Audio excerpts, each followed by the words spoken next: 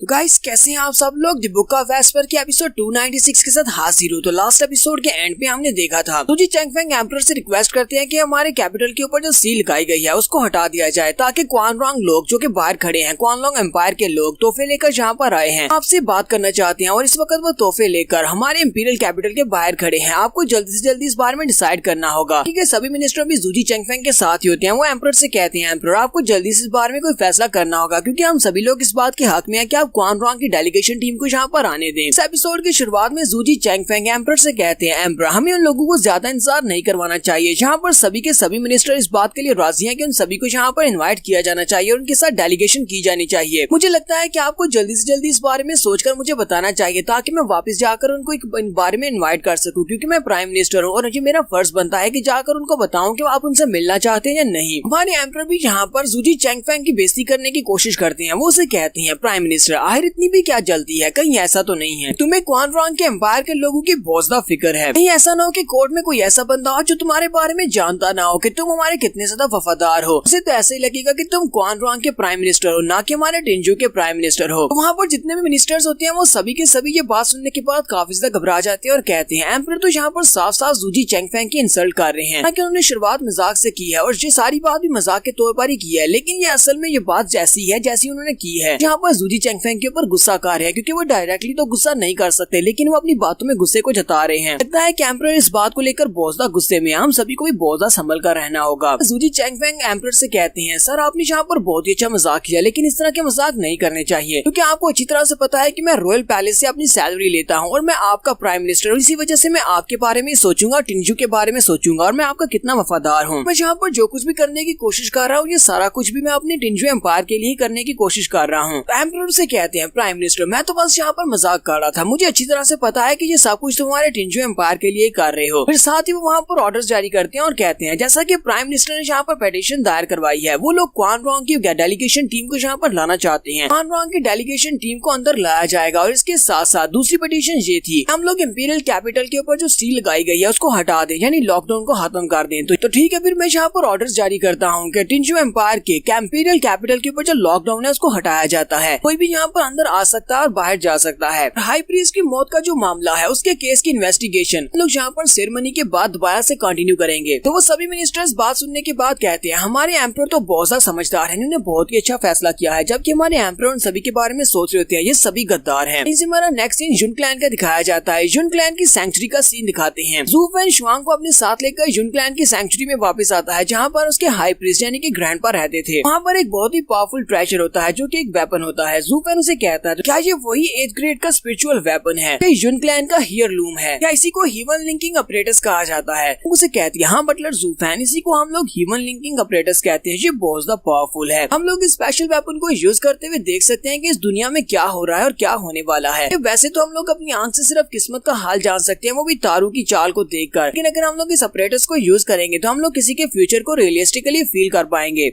जैसा कि last night मैंने तुम्हें बताया था कि वाइल्ड ड्रैगन यहाँ पर आ रहा है, लेकिन हमें ये कंफर्म नहीं है कि वाइल्ड ड्रैगन यहाँ पर आने का बात करने क्या वाला है, यानी कि क्वानलॉन्ग आर्मी यहाँ पर आकर क्या करेगी। सब कुछ हम लोग इस ह्यूमन लिंकिंग ऑपरेटर्स की मदद से जानेंगे। इसको यूज करने पर हमें पता चलेगा कि आखिर उनके यहाँ पर आने का मकसद क्या है। तो फिर उसे कहता है अच्छा तो इस तरह काम करता है, चलो ठीक है फिर तुम इसको यूज करो, मैं बाहर रहता हूँ और बाहर रहकर नजर रखता हूँ। मिस शुआंग उसे कहती है ये तुम किस तरह की बात कर रहे हो, ये हमारे जुन क्लैन का घर है और ये हमारी सैंक्चुरी है। मैं यहाँ की अब नई होली मेडन हूँ तो तुम जहाँ पर इस तरह बात कर रहे हो कि जैसे हम लोग कुछ चोरी करने के लिए आए हैं, इसलिए तुम कह रहे हो कि तुम बाहर नजर रखते हो। ज़ू फेन उसे कहता है इस बात में बहस करने की जरूरत नहीं है, मैं बाहर जाके नजर रखता हूँ। मैं नहीं चाहता कि मेरे लोगों के ऊपर कोई अटैक करे। अच्छी तरह से पता होना चाहिए कि जहाँ पर जितने भी पावरफुल फैमिलीज हैं उन सभी के कान और आंखें हर जगह के ऊपर हैं। उन सभी को तो ब्लॉक कर सकता हूँ ताकि उन्हें पता न चल सके। वांग उसकी बात सुनने के बाद सोच रही होती है ये इंसान इतना भी बुरा नहीं है, कम से अपने लोगों के साथ तो काफी अच्छे से पेश आता है। इसी वजह से तो इसके फैमिली मेंबर्स रात के वक्त इसके पास इसकी बर्थडे पार्टी मनाने के लिए आए थे। साथ ही वो वहीं पर शर्माना शुरू कर देती है और कहती है मुझसे एक बहुत बड़ी गलती हो गई है, पता नहीं इस बात को मिसअंडरस्टैंड कैसे कर लिया। सीधी जाकर इसके बेड के ऊपर बैठ गई। तो मुझे ऐसा महसूस हो रहा है जैसे कि मैं इसके लिए इसका बर्थडे प्रेजेंट बन गई थी। फिर साथ ही वो कहती है ये बात सोचकर मुझे बहुत ज्यादा शर्म आ रही है, मुझे इस बारे में नहीं सोचना चाहिए। फिलहाल हम लोग यहाँ पर है तो मुझे यहाँ पर किस्मत को देखना चाहिए कि आगे क्या होने वाला है। तो शांग वहाँ पर ह्यूमन लिंकिंग थिंकिंग ऑपरेटर्स को एक्टिवेट करती है और साथ ही अपनी आंखों को भी एक्टिवेट करती है ताकि वो आने वाली किस्मत के बारे में जान सके कि फ्यूचर में क्या होने वाला है। कहीं पर उसके ऊपर रिविलेशन आती है, उस रिविलेशन से उसे पता चलता है, उसे काफी सारी क्लियर पिक्चर्स दिखाई देती हैं। हमारे जू फैन का लू क्लैन दिखाई देता है कि लू क्लैन के मेंबर्स को बड़ी बेदर्दी के साथ मारा जा रहा है और वहाँ पर आग लगी है, पूरे के पूरे विंडगेट सिटी को ही आग लगा दी गई है, लू क्लैन के लोग मारे गए हैं। इसी वो ये सब कुछ देखती है, वो डर के मारे कांप रही होती है। जू फैन उसके पास आता है, वो देखकर काफी हैरान होता है, वो उसे कहता है तुम्हें क्या हुआ? मिस श्वांग वहाँ पर रोना शुरू कर देती है। जू फैन कहता है मुझे बताओ कहीं ऐसा तो नहीं है कि हवा तुम्हारी आंखों के अंदर चली गई इसलिए तुम रो रही हो और ऊपर से तुम काम क्यों रही हो? श्वांग जल्दी से भागती हुई आगे बढ़ती है, उसका हाथ पकड़ती है और कहती है बटलर जू फैन प्लीज बचा लो, हमारे टिंजू एम्पायर को बचा लो, बहुत ही बुरा होने वाला है। ग्रैंडफादर ने तुम्हें जो जिम्मेदारी दी थी उसको पूरा करो, चाहती हो कि तुम मेरे ग्रैंडपा के कातिल को ढूंढना बंद करो और यहाँ पर सिर्फ और सिर्फ टिंजू एम्पायर को बचाने के बारे में सोचो। कि मेरे ग्रैंडपा को भी यही लगता था कि सिर्फ और सिर्फ तुम ही ऐसे हो जो कि किसी भी किस्मत को बदल सकते हो, टिंजू की किस्मत को भी बदल सकते हो। फैन उसे कहता है अच्छा ठीक है मैं अपना बेस्ट दूंगा, लेकिन मुझे बताओ तो सही यहाँ पर तुमने देखा क्या है? लेकिन मैं यहाँ पर तुम्हें एक और बात बता दूं, मैं प्राइवेट मैटर्स को हमेशा अलग रखता हूँ, पहले अपने पर्सनल मैटर्स को सॉल्व करता हूँ, क्योंकि तुम हमारी फैमिली का एक मेंबर बन चुकी हो। इसी वजह से तुम्हारे ग्रैंडपा के कातिल को ढूंढना पहले आएगा, उसके बाद मैं टिंजू एम्पायर को बचाऊंगा। तो इस बात को हमेशा याद रखना, मैं अपने लोगों के लिए कुछ भी कर सकता हूँ। सबसे पहले यहाँ पर तुम्हारी मदद की जाएगी, उसके बाद बाकी सब कुछ देखा जाएगा। चलो अब मुझे ये बताओ कि तुमने यहाँ पर देखा क्या है, आखिर मुझे सिचुएशन का पता तो चले कि यहाँ पर हुआ क्या। फिर श्वांग उसे कहती है तो मैं तुम्हें बताती हूँ कि वो लोग यहाँ पर क्यों आ रहे हैं। क्वान रोंग वाले लोग यहाँ पर आ तो रहे हैं लेकिन वो यहाँ पर इंपीरियल कैपिटल पर नहीं बल्कि लू क्लैन के ऊपर अटैक करने के लिए आ रहे हैं। मैंने इस बात से बहुत सा हैरान होता और कहता है इस बात का क्या मतलब है कि लू क्लैन के ऊपर अटैक करेंगे। श्वांग उसे कहती है अभी भी मैंने यही सब कुछ देखा है कि वाइल्ड ड्रैगन यानी कि क्वान रोंग आर्मी के लोग वो हमारे लू क्लैन के ऊपर अटैक करने वाले हैं। बाकी के सभी फैक्शंस बिल्कुल सेफ हैं, उनके ऊपर किसी ने भी अटैक नहीं किया और ना ही क्वान रोंग वाले अटैक करेंगे। जबकि सबसे ज्यादा वीकेस्ट इस वक्त लू क्लैन वाले हैं, तो वो लू क्लैन को निशाना बनाने वाले हैं। इस वक्त अगर क्वान रोंग वाले यहाँ पर आ रहे हैं इंपीरियल सिटी में तो इसका मतलब यह है कि वो लू क्लैन पर अटैक करेंगे। वन कहता है ऐसा कैसे हो सकता है, बाकी की तीनों फैक्शंस एनहांस कैसे हो गई, आखिर उनकी पावर इतनी कैसे बढ़ गई कि सिर्फ लू क्लैन इतना वीक है कि क्वान रोंग वाले लू क्लैन के ऊपर अटैक करेंगे?